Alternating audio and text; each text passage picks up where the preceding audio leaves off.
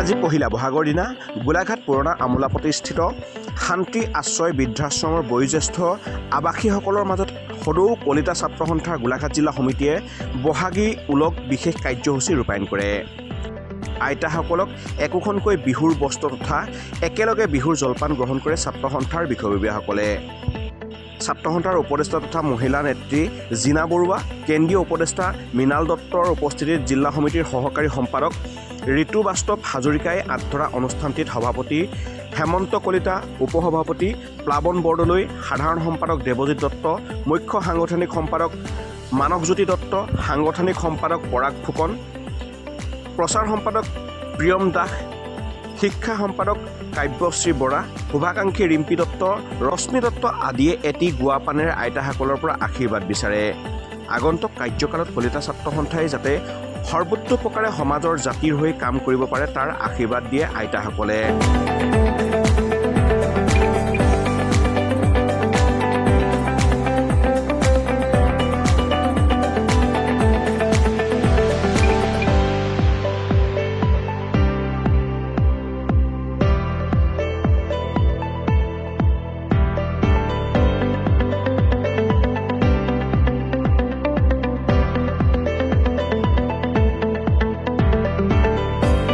News desk report, খবৰ গোলাঘাট।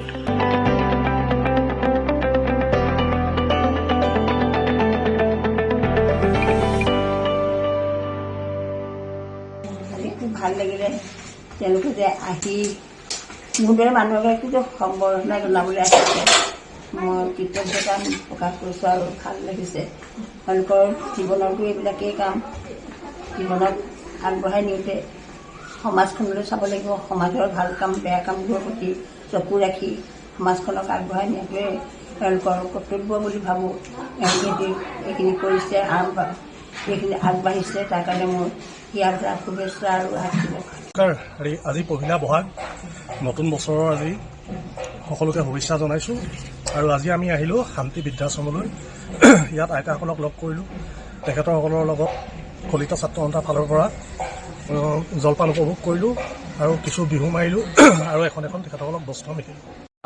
শান্তি আশ্ৰয় বৃদ্ধাশ্ৰমলৈ আমাৰ আজি সদৌ কলিতা ছাত্ৰ সন্থাৰ সমূহ কাৰ্যকৰ্তা আজি আমাৰ উপস্থিত হয় আৰু আমি আশ্ৰমৰ সমূহ আইতাসকলৰ লগত একত্ৰিত হৈ পহিলা বহাগৰ দিনাখনে একেলগে আমি মিলা প্ৰীতিৰে জলপান আয়োজন কৰিছিলোঁ।